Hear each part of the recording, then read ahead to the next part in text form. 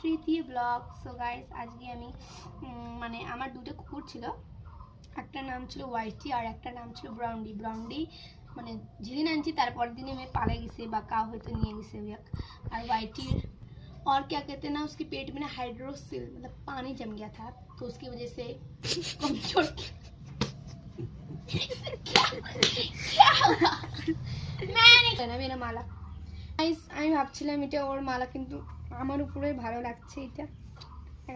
Lucky ওই সোনা বাচ্চালে। हाँ लकी तू गा ना दूसरे छी कुंदू। कैसे शांत बैठा है, दिखा ना कैसा लग रहा है। सही लग रहा है। सुंदरी सुंदरी Rocky. Oh my God Sundari.